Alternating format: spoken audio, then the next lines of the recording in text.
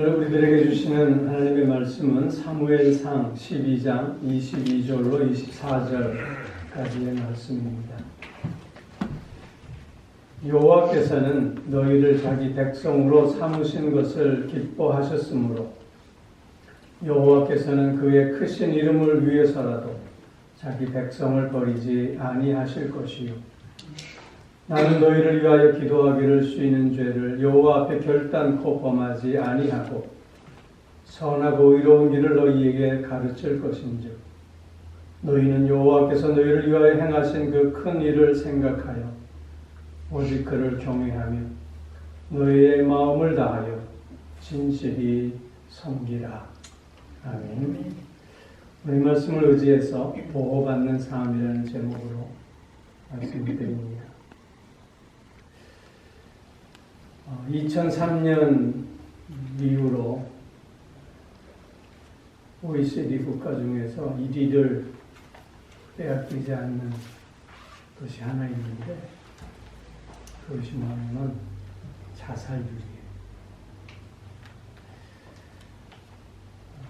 한국의 자살률이 OECD 국가의 평균보다 2배 이상이 높다고 그러고요.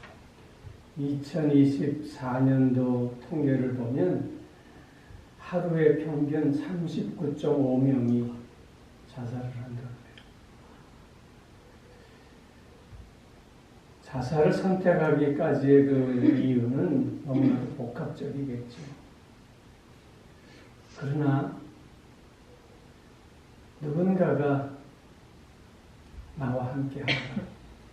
누군가가 오늘도 나를 지켜주신다.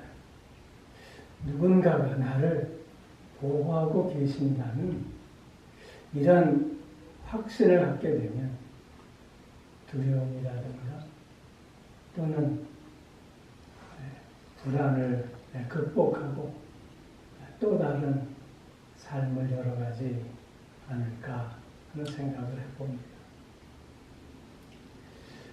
오늘 우리가 함께 읽은 본문 말씀도 사무엘은 그의 사사로서의 마지막 설교를 이스라엘 백성들에게 하면서 두려워하지 말라. 하나님이 너희와 함께 하시며 지켜주실 것이라. 그러니 너희가 마땅히 살아야 할 오늘의 삶을 용기 있게 살라고 권면하는 그런 내용입니다. 오늘 본문 말씀의 배경을 좀 설명을 드리면 이스라엘은 주변의 블레셋이라든가 암몬 국가로부터 수시로 침략을 당하던 때였습니다. 잦은 침략으로 인한 고통과 고난 속에서 이스라엘 백성들은 사무엘과 하나님 앞에 부르짖기 시작했어요. 우리에게도 왕을 달라. 저들이 그렇게 얘기한 것은 지금 우리가 이렇게 외세의 침략 가운데 잦은 고통과 고난을 겪는 것은 저들이 갖고 있는 왕이 우리에게는 없기 때문이다. 이런 생각을 했기 때문이죠. 이스라엘 백성들은 신정체제였습니다. 즉 하나님께서 직접 다스리는 그런 나라였지요. 그런데 직접 왕이 다스리는 나라가 되게 해달라고 그렇게 지금 간청하고 있는 것입니다. 이런 이스라엘 백성들의 간청은 그들이 깨달아야 할 가장 근본적인 것을 놓친 간청이었습니다. 즉 그들이 외세의 침략에 잦은 고통과 고난을 당하고 있는 것은 체제의 문제가 아니었다는 것이죠. 왕이 없었기 때문이 아니라 그들이 하나님 앞에서 경건한 삶을 살지 못했기 때문이었다는 것이죠. 그래서 그들은 하나님 앞에 왕을 달라고 요구하기보다는 오히려 하나님 앞에 먼저 철저히 회개하는 백성이 되었어야만 했던 것입니다. 이러한 이스라엘 백성들의 그릇된 요구에도 하나님은 그들에게 왕을 허락하십니다. 이런 체제 변화의 격변기 속에서 사무엘은 이스라엘 백성들을 모아놓고 사사로서의 마지막 설교를 사무엘상 12장에서 하고 있는 것입니다. 그러면서 그들이 무엇을 잘못하고 있는가를 먼저 지적해 주고 있어요. 사무엘의 지적에 대해서 이스라엘 백성들이 두려워 떱니다. 우리를 위해서 기도해 주세요. 우리가 이런 죄를 지음으로 말미암아 죽지 않게 하나님께 우리를 위해서 기도해 주세요. 그렇게 간청합니다. 이런 간청에 사무엘은 두려워하지 말라고. 그러면서 결론적으로 우리가 오늘 함께 읽은 본문의 말씀을 선포하고 있는 것입니다. 하나님이 지켜주시는 백성이 될 것이다. 하나님의 보호를 받는 존재들이 될 것이다. 그렇기에 너희가 하나님 앞에 어떤 삶을 살아야 할 것인가를 결단하는 것이 중요하다고 그렇게 지금 권면해주고 있는 말씀입니다. 왜 사무엘은 이스라엘 백성들에게 하나님으로부터 보호받는 백성인가를 말하고 있습니다. 그 첫째는 하나님께서 택한 백성이기 때문이라는 것입니다. 하나님께서 택한 백성이기에 하나님의 보호를 받을 수밖에 없음을 먼저 말씀하는 것입니다. 22절 말씀을 보십시오.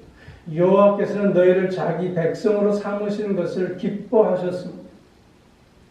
이 말씀은 이스라엘과 하나님이 언약을 맺고 그 언약 자체에 하나님께서는 기쁨으로 그 언약을 계속해서 지키고 그 언약을 계속해서 행해 나가시는 하나님이라는 것을 먼저 강조하고 있는 것입니다.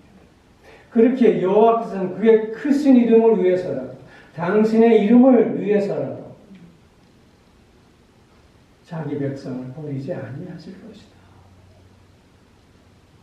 하나님이 이스라엘 백성과 언약을 맺으시고 나는 너희의 하나님이 되고 너희는 나의 백성이 되리라 하신 이 말씀을 하나님께서는 주도적으로 지키시고 행해 가신다고 하는 것입니다. 그렇기에 하나님의 특별한 선택을 받은 너희들은 하나님으로부터 보호받는 백성임에 틀림없다. 그렇게 지금 강조하고 있는 것입니다. 여러분 시편 121편 말씀에서 보면 내가 눈을 들어 산을 보리라. 나의 도움이 어디서 오리고 나의 도움은 천지를 지으신 여호와에게서다. 그러면서 무엇을 고백합니까? 나를 지키시는 자는 졸지도 아니하시고 주무시지도 아니하시는 자다.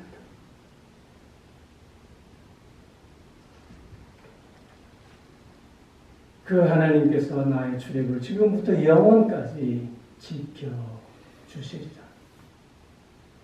그러면서 하나님의 보호하심을 찬송하고 있지 않습니까? 이런 하나님의 보호받는 백성으로서 지금 사무엘은 이스라엘 백성들에게 어떻게 하나님 앞에 내가 서야 할 것인가를 다시 묻고 있는 것입니다. 하나님께서 우리를 보호하신다라고 했을 때 그 보호의 의미가 무엇입니까? 첫째는 하나님의 보호는 우리에게 전인격적인 보호라고 하는 것입니다. 우리의 몸뿐만 아니라 우리의 마음, 우리의 영혼까지도 보호해 주시는 하나님의 보호하십니다. 오늘의 일상을 보호해 주실 뿐만 아니라 영혼까지 우리를 보호해 주시는 그런 전인격적인 보호 속에 이스라엘 백성이 지금 살고 있고 또한 오늘 우리도 살고 있다고 하는 것입니다. 또한 하나님의 보호는 우리로 하여금 담대한 삶을 살게 하시는 보호입니다. 인간은 경험적 존재입니다. 내가 있어 경험하는 것이 아니라 경험이 있어 오늘 내가 있는 것이지요. 담의 세계에서 빛으로 오신 예수 그리스도를 만난 경험이 우리가 알고 있는 바울이 되게 하지 않았습니까? 갈릴리 바닷가에서 고기 잡던 어부가 찾아오신 예수 그리스도를 만나는 그 경험으로 말미암아 사람 낚는 어부로서의 우리가 알고 있는 오늘의 베드로가 되지 않았습니다. 다니엘과 세 친구, 사자굴 속에서 건짐받는 그 경험이 뜨거운 불문불 속에서 구원받았던 그 경험이 그들로 하여금 그 어떤 어려움과 위기 속에서도 흔들리지 않는 담대한 삶을 살게 하지 않았겠습니다. 다양한 삶의 경험과 다양한 삶의 환경 속에서 오늘도 나를 보호하시는 그 하나님의 보호하심이 담대함으로 나아가게 하는 원인이 되고 있음을 우리는 기억할 수 있어야 합니다. 또한 하나님의 보호는 고난 속에서도 평안을 누리게 하는 보호하심이라는 것입니다. 우리는 연약한 존재입니다. 그 누구도 부인하지 못합니다. 우리는 연약한 존재이기에 하나님의 보호하심을 믿고 의지하며 신뢰한 가운데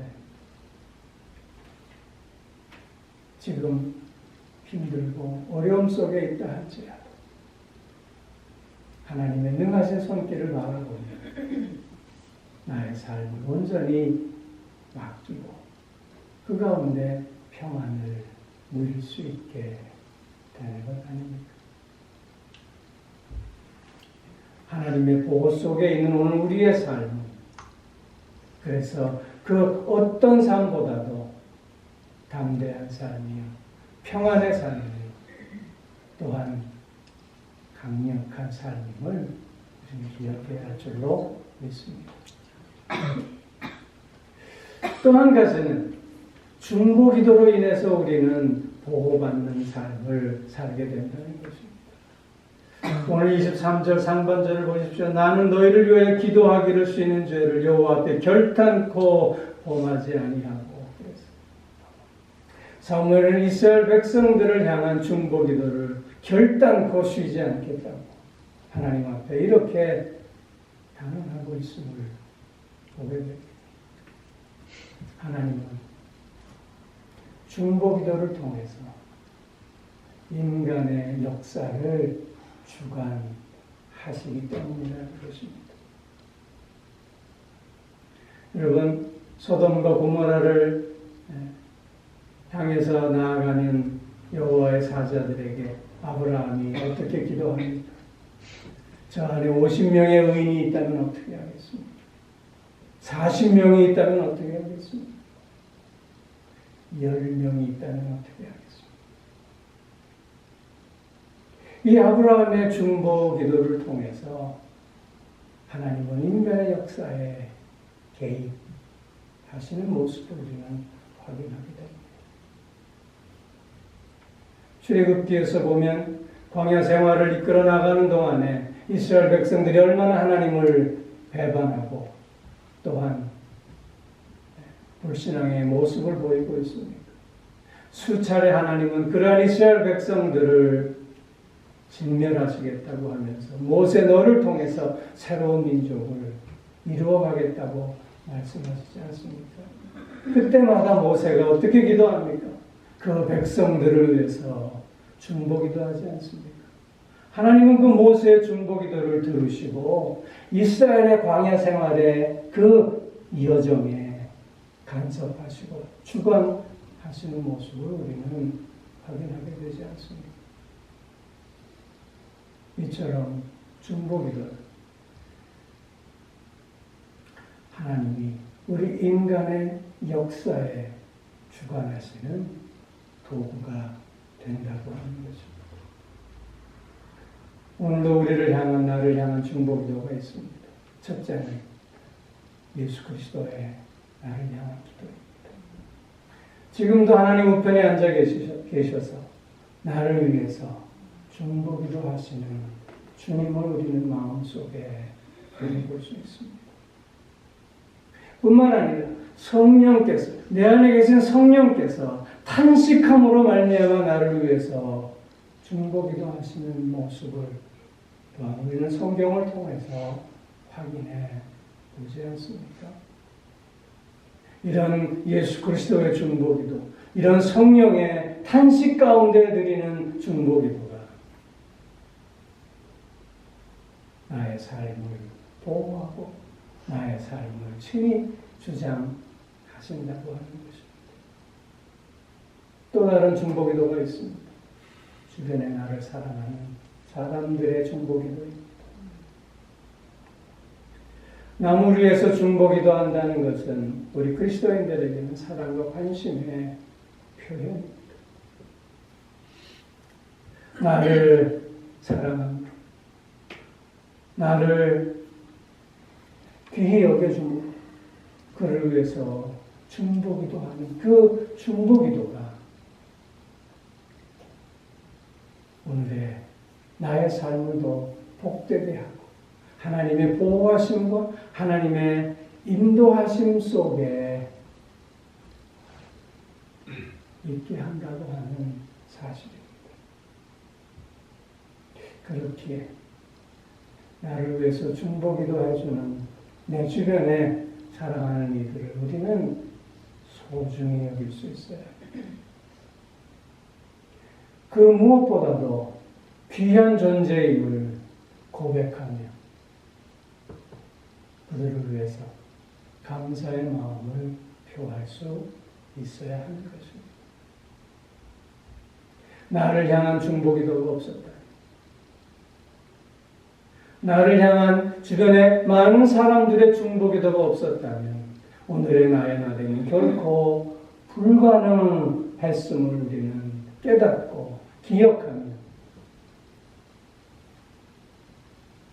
그들 앞에 또한 감사의 마음, 사랑의 마음을 나누는 우리들이 되어야 할 줄로 믿습니다. 뿐만 아니라 또한 나도 그렇게 기도하는 자가 되어야 함을 결단해야 할 것입니다. 나의 기도를 통해서 그의 삶이 결정되어질 수 있기 때문입니다. 나의 중보기도를 통해서 그의 삶이 더 복되어질 수 있고 나의 중보기도를 통해서 그의 삶이 더 강건해질 수 있고 나의 중보기도를 통해서 그의 삶이 더 아름다워지는 향기나는 삶이 될 수 있기 때문입니다. 사무엘이 하나님 앞에서 나는 너희를 위해서 기도하는 죄를 범치 아니하리라 결단하는 것처럼 우리도 하나님 앞에 주변에 사랑하는 이들을 위해서 중보기도하기를 멈추지 않게 말합니다. 오늘도 그들을 향해서 기도하게 하시는 하나님의 그 사랑과 은혜에 감사하는 우리가 되어야 할 줄로 믿습니다. 저도 여러분들을 위해서 기도하기를 멈추지 않겠습니다. 또한 여러분들의 기도가 있었기에 오늘의 내가 있었음을 깨달으면 감사를 드립니다. 서로가 서로를 향해 이렇게 다가갈 때 하나님의 보호하심의 은혜와 역사를 우리는 같이 체험하게 될 줄로 믿습니다. 또 한 가지, 바른 응답을 통해서 우리는 또한 보호받는 삶을 살게 됩니다. 오늘 23절 하반절과 24절 말씀에 보면 선하고 의로운 길을 너희에게 가르칠 것인지 너희는 여호와께서 너희를 위하여 행하신 그 큰 일을 생각하여 오직 그를 경외하며 너희의 마음을 다하여 진실히 섬기라. 그렇게 권면해주고 있습니다.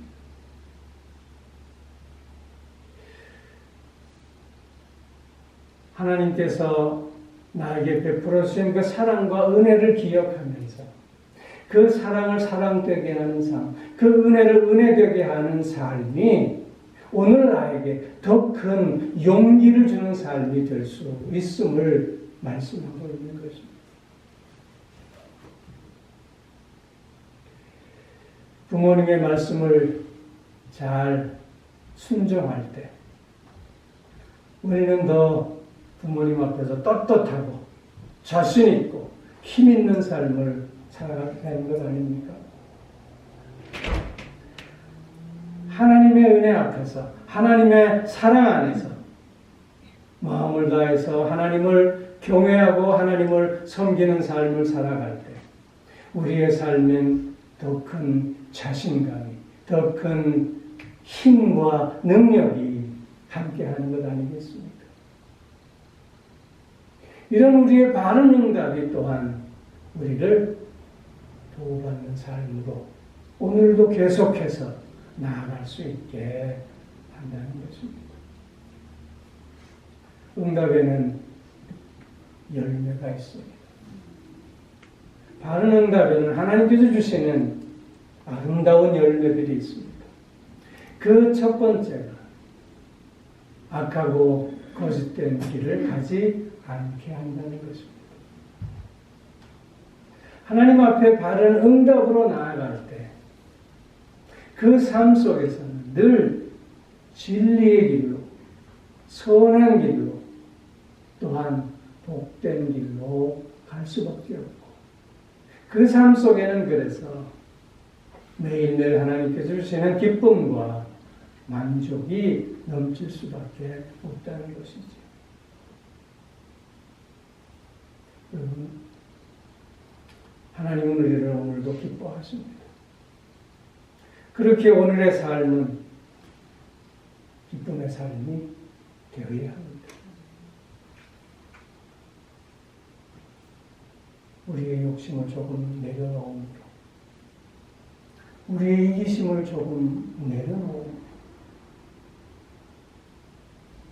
또한 우리의 교만을 내려놓고 겸손을 좀 더 가짐으로 우리는 하나님께서 우리 앞에 허락하시는 일상의 기쁨들을 더 크게 맛보며 나아가게 될 줄로 믿습니다.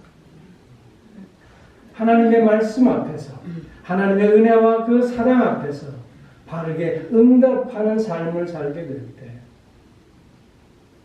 이런 하나님 주시는 참된 기쁨과 또한 평안과 만족이 있는 삶을 살 수 있게 되는 것입니다. 이것이 응답의 열매입니다. 또 하나는 그릇된 길, 악한 길로 나아감으로 맞게 될 파국을 면할 수 있게 된다는 것이죠.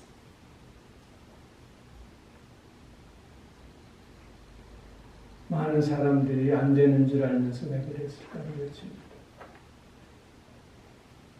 이렇게 가면 잘못될 수밖에 없음을 알면서도 돌이키지 못하는 어리석은 모습들을 종종 보게 됩니다. 우리가 바르게 응답하고자 할 때 이런 파국의 길에서 돌아설 수 있게 된다는 것입니다. 하나님 앞에 바르게 응답하고자 할 때 하나님을 더욱더 경외하고 하나님의 그 말씀에 더욱더 순종하는 삶을 살고자 할 때 우리는 회개에 합당한 열매들을 통해서 오히려 파국이 아니라 승리를 맛볼 수 있게 된다는 것입니다. 하나님 앞에 바른 응답하는 삶 속에는 그래서 하나님께서 약속하신 축복의 열매들이 맺을 수 있게 된다고 하는 사실이죠. 자, 성도 여러분, 사람들은 차이가 없습니다. 한 가지 차이가 있다면 생각의 차이일 뿐입니다. 어떤 생각을 하고 있는가. 그 생각의 차이가 너무나도 다른 큰 결과를 갖게 하는 것이죠. 아무리 감당하기 힘든 어려움과 고난과 근심과 걱정 속에서라도 하나님이 기뻐하시는 백성임을 고백합니다. 오늘도 하나님이 나와 함께 하시고 나를 지켜주시고 보호하신다고 하는 이 확신 속에 머무는 우리가 되어야 할 줄로 믿습니다. 또한 나를 향한 중보기도가 있음을 늘 기억하면서 그들과 함께 더 좋은 관계, 더 친밀한 관계, 더 복되고 아름다운 관계를 맺어가야 하겠다고 생각하는 우리가 되어야 할 줄로 믿습니다. 또한 하나님 앞에 바르게 응답하는 것만이 가장 복된 삶임을 고백하면서 그런 삶으로 나의 의지를 복종시켜 나가는 그런 생각 속에 나의 삶을 다시 한번 새롭게 열어가는 우리가 되어야 할 줄로 믿습니다. 이런 우리의 고백과 우리의 생각과 우리의 결단 속에서 오늘의 우리의 삶 그리고 내일의 우리의 삶 더욱 아름답게 열려질 줄로 믿습니다. 기도하겠습니다.